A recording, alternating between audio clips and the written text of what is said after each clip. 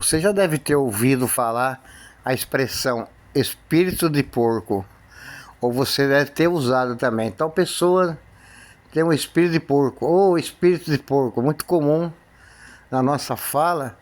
O Google fala que é uma expressão idiomática. Idiomática, a expressão nova que hoje eu conheci.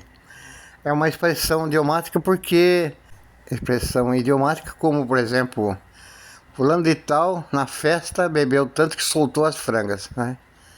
Soltou as frangas é uma expressão idiomática. Ou o jogador chegou o momento que ele pensou bem, falou, tá na hora de pendurar chuteiras.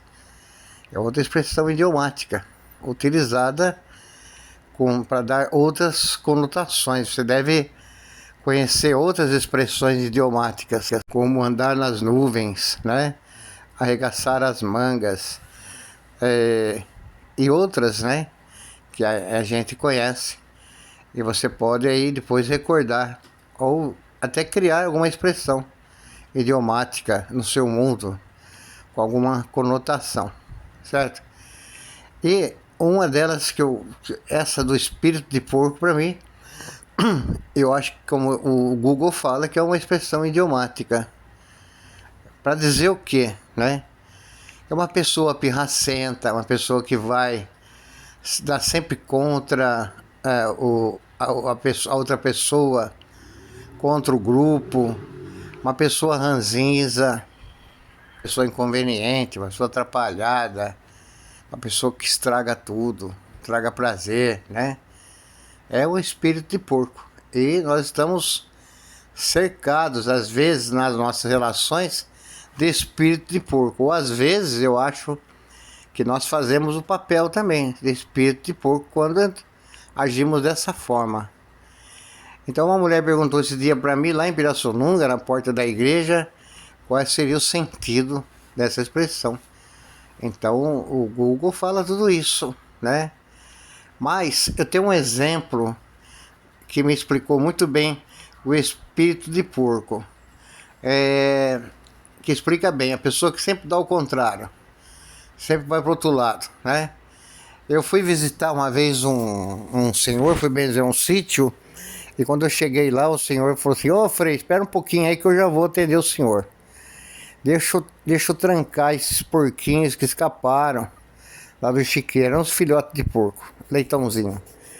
Então eu percebi ali, ele tocava os leitãozinhos para dentro do chiqueiro, mas os leitãozinhos davam um jeito, passavam embaixo da perna dele, corria para o lado e ia para o meio do mato, né? Aí ele cercava de novo e deu trabalho, empurrando os porquinhos lá pro chiqueiro, eles faziam a mesma coisa, escapavam dele.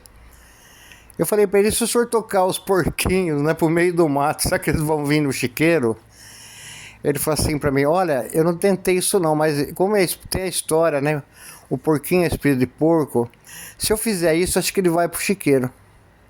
Eu não sei se ele fez, porque ele me atendeu depois. Mas isso aí eu falei para ele porque eu já ouvi falar essa história, né, que uma pessoa estava guardando os seus porcos no chiqueiro. Quanto mais ele tocava o porco pro chiqueiro, mais eles fugiam da pessoa, no meio do mato, no meio do terreno. E quando ele empurrou pro terreno, os porcos foram pro chiqueiro. Então o espírito de porco sempre faz o contrário. E nós já vimos o espírito de porco, né? Está por aí, né? Como eu disse, até mesmo nós, em alguns momentos, fazemos esse papel de espírito de porco.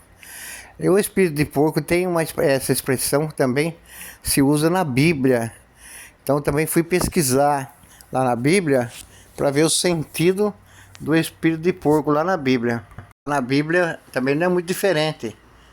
O espírito de porco ele tem uma ligação com uma pessoa dada ao mal, né? Uma pessoa que pratica o mal, suja, tal qual o porco, né? Que vive na lama, gosta de viver na lama. E então você pode pegar o sentido bíblico e colocar espírito de porco, aquele que gosta de ver a pessoa na lama. gosta de colocar uma pessoa para baixo, gosta de remexer a vida do outro, né? É inconveniente. Então, como é ruim ser espírito de porco, então agora que nós já sabemos um pouquinho mais, vamos evitar. Não vamos ser espírito de porco, mas vamos ser espírito de anjos.